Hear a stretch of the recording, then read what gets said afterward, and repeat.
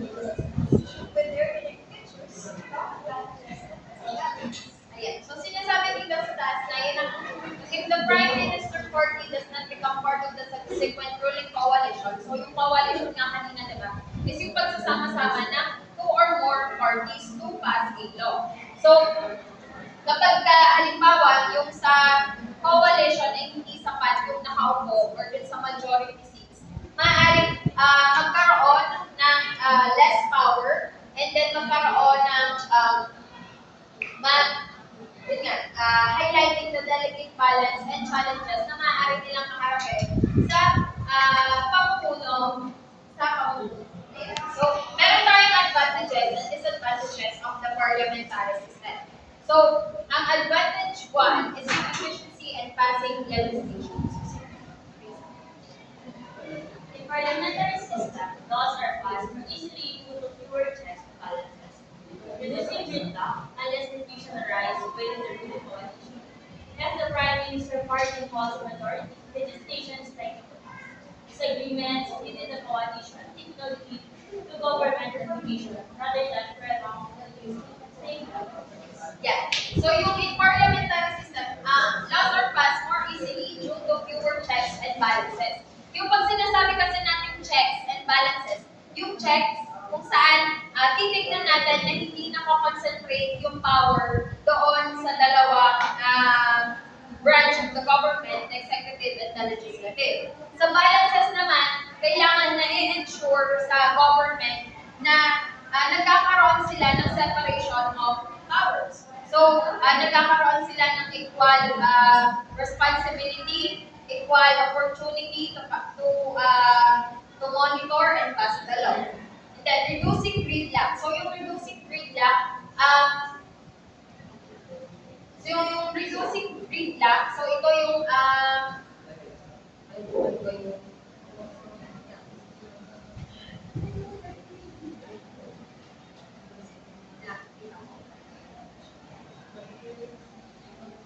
ayan. So, yung reducing gridlock, ito yung nagkakaroon ng hadlang sa pagpapasa ng batas. Next po, advantage 2, clearer accountability for voters. In parliamentary systems, voters more easily reward or punish those in power, making the government more accountable and representative. However, coalition governments complicate this process, as it is unclear which party deserves credit or blame for policy outcomes. Voters may struggle to determine whether to support the Prime Minister's party or smaller coalition partners. Yes. So dito sa advantage 2, nagkakaroon tayo ng malinaw na accountability para sa mga voter. So since sila voter yung nag-look doon sa president, and then si president sila yung pipili ng sa parliament system, yun yung pipili ng kanyang cabinet members and then yung mga unang ministro sa iba't ibang sangayon ng gobyerno. So dito, nagkakaroon ng accountability si voter kasi once na halimbawa hindi nila gusto yung way ng pamamalakad or hindi nila gusto yung tatakbo, so pwede nilang i-cast yung ballot nila. Next po is disadvantage 1. Disadvantage 1 is that parliamentary governments can be unstable, especially when coalitions are needed or party discipline is weak. Frequent government changes make it difficult to pursue a legislative agenda, often shifting decision-making power to the bureaucracy as seen in World War II. Ayan. So dito sa disadvantage 1, instability. Ibig sabihin, kawalan ng katatagan. So sa parliamentary government, nagiging unstable siya kapag kasi yung coalition or yung mga parties involved ay kulang sila. So ibig sabihin, hindi nagiging credible yung or hindi nagiging sapat yung bilang nila para makunan yung boto. Katulad na lamang na nangyari noon sa Italy. So yung nangyari sa Italy ay basta yung nangyari sa Italy, so mali-discuss din siya sa presidential system sa PPP 5. Disadvantage to concentrate of power and hasty decisions. Okay. disadvantage the distribution of power enhance the decision, concentration of power in parliamentary systems, enable efficient policy making budget decisions. In a unicameral parliament with a majority party, there are few checks of prime minister and party members who face pressure to support government decisions. Ayan. So, sa disadvantage 2 ay nagkakaroon ng concentration of power. Ibig sabihin, yung power, yung inilalagay na ng president sa kanyang kamay or labis-labis na yung pag-control niya doon sa kapangyarihan na meron siya to govern yung isang particular na bansa. And then, has the decision dahil sa pagkakaroon ng political pressure doon sa mga coalition or doon sa mga party involved, at yung parang siguro nahihirapan na sila dahil madami na silang babasahin, ganyan. So, naglilihit na siya sa pagdedesisyon ng hindi pinag-iisipan ng maayos or hindi pinag-iisipan ng tao. Ayan. So, ibalik ko lang, yung sa World War II na nangyari sa Italy, ayan. So, ang nangyari doon kasi noon sa Italy noong World War II ay papalit-palit yung government, and then yung mga involved na mga sa coalition, yung mga involved na party ay hindi sila magkasundo doon sa ipapatupad nilang batas. Kaya naging unstable yung type of government sa Italy ng World War II. Thank you. Ayan, so pagpapatuloy naman natin ngayon is yung topic about the presidential system. So pagdating dito sa presidential system, Presidential system, political system is which the general population votes for the chief executive. There are 5 terms, for the chief executive and the legislature, and a separation of powers exists between the executive and the legislature. ayan, so dito alam naman natin na sa presidential system, ang bumoboto sa president ay ang mga mamamayan. And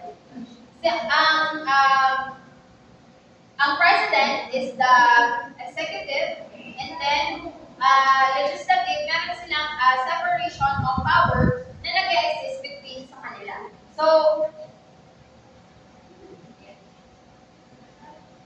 next. Right. Presidential system. Many countries in America and Africa feature presidential system.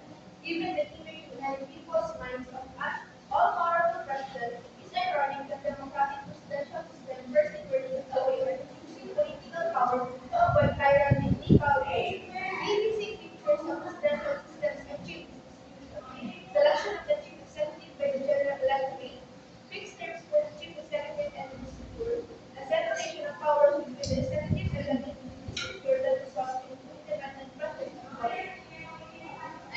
So, isa sa example ng presidential system is kasali na din tayo ang ating bansa doon. And the America and Africa. So, merong 3 basic features ang presidential system na achieve sa pagkalat nito. Yes, achieve this diffusion. So, una, selection of the chief executive by the general electorate. So, ang chief executive is the president. So, ang boboto by general electorate. So, ang boboto is yung mga mamamayan. Fixed terms for the chief executive and legislator. So, ang fixed terms, ibig sabihin, hindi na nababago yung term ito. Halimbawa, nakatakda sa isang bansa na yun na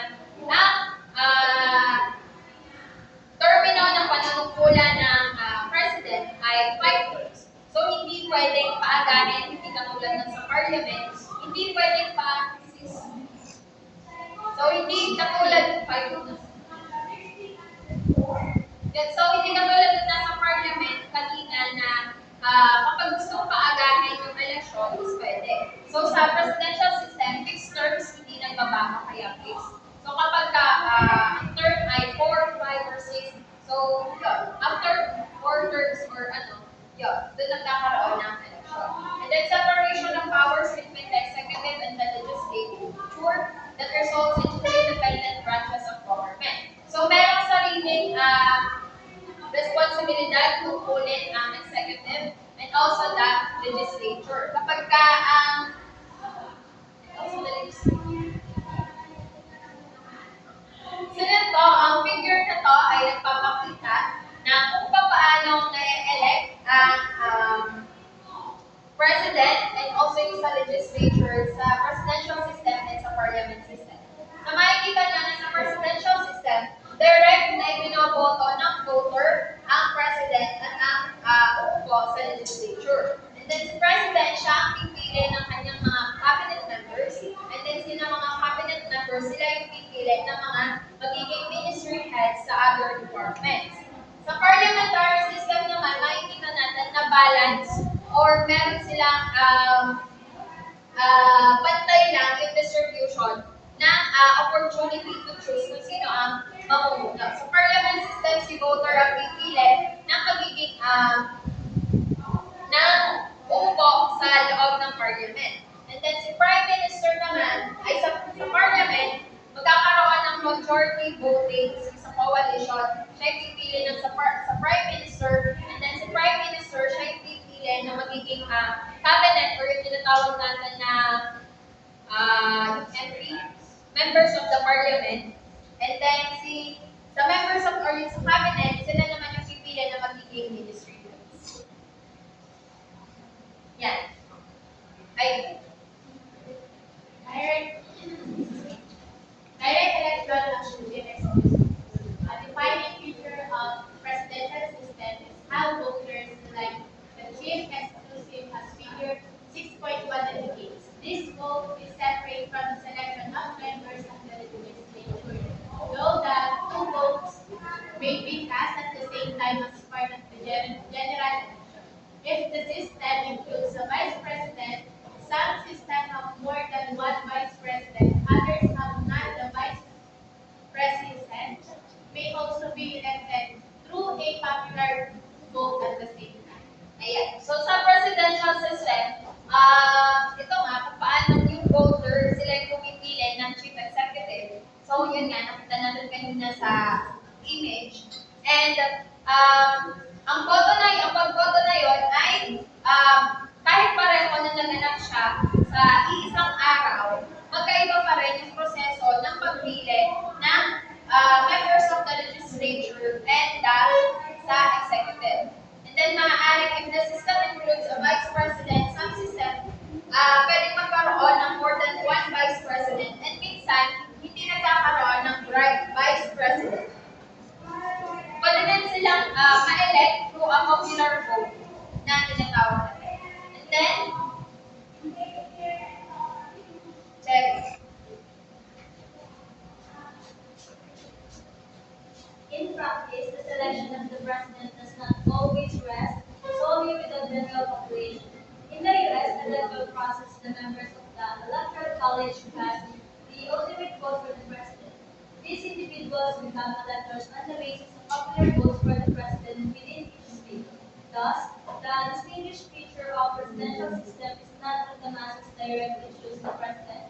Rather, it is that the selection of the chief executive does not depend on the outcome of legislative election. Ayan. So, isa naman sa feature ng presidential system ay yung pagkakaroon ng tinatawag nating electoral college.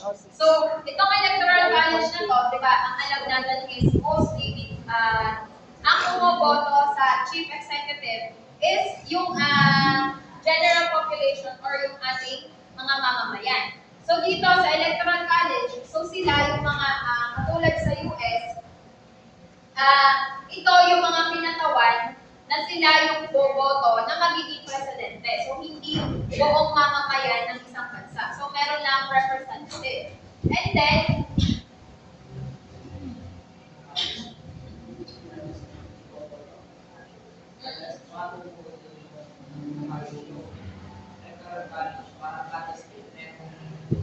meron ako lang representative. Para mag-presidente. Next po, terms for the executive and legislative. Presidential systems are noteworthy for the fixed terms of office. Voters win selecting president is suspended with a 4-year presidential term, expect another presidential election in 4 years. In addition, legislatures cannot remove presidents other than through impeachment, and executives generally cannot force early legislative elections. For good or bad, the president and the legislature are stuck with one another until their terms.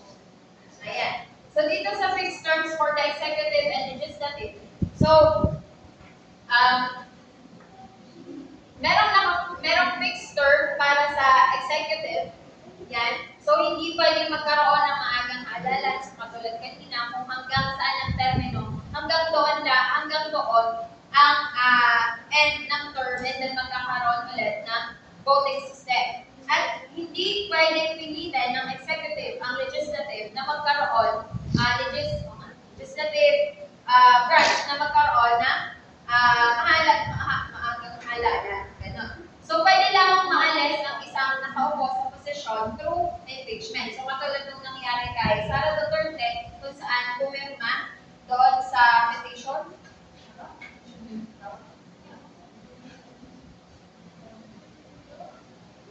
Separation of powers and checks and balances. Right. Separation of powers and checks and balances. American students go on learning about the virtues of checks and balances. A presidential system separates legislative and executive powers, and many provisions for the override of presidential vetoes are required that the legislature consent in charge of a particular piece of legislation. This also establishes a system over the as presidential system are legislative and parliamentary ones who are directly do policies of the government officials for Ayan. So, sa separation of powers and checks and balances, sa separation of powers, so yun, sabi ko nga kanina, merong separated power ang legislative and executive para maiwasan yung konsentrasyon ng kapangyarihan sa isang sakailakan ng gobyerno. And then, checks and balances naman, dito titignan kung kapag yung dito sa checks and balances, ito yung may kapangyarihang kontrolin o mag-monitor ng ibang sangay upang maiwasan naman yung pang-aabuso doon sa kapangyarihan na meron sila. And then, sinasabi din dito na yung president, meron siyang kapangyarihan na mag-veto o hindi mag-aproba ng batas. Pero, ang provision the provision system naman ay pwedeng mag-override ng veto.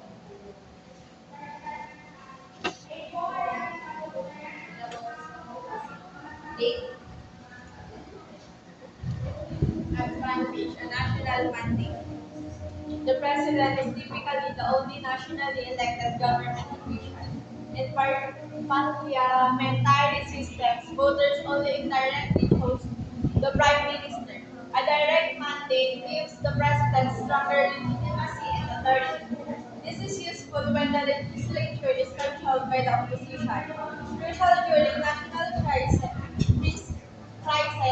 as the president can act as the unifying figure. Ayan. So, advantage naman ng presidential system ay yung national mandate. So, the president is typically the only nationally elected government official. So, dito,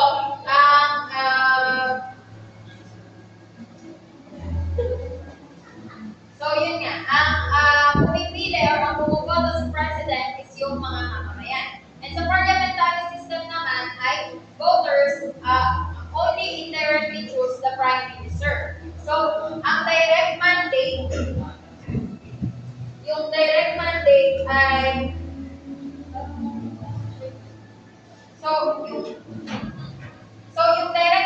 mas nagpapalakas siya sa president, sa president's legitimacy and authority. So, dahil nakakontrol niya yung kanyang opposition. So, pwede siyang magbigay ng hadlang doon sa magiging kalaban niya. So, pwede niyang through his or her power, pwede niyang ano yung batas dahil yun, kapag kapag kaya, di ba, natakbo ka, tapos yung kalaban mo, pwede gamitin mo yung kapangyarihan mo, ikaw, ikaw president, pwede gamitin mo yung kapangyarihan mo para mahirapan yung kalaban na tumakbo. Gets nyo? Yung parang nangyayari din ngayon sa Kalaka. Yung gano'n. Sa disadvantage one naman is the difficulty of removing an unpopular president. So, There limit options for removing a failing or unpopular leader. Resignation is free. Happening only in extreme situation like constitutional crisis.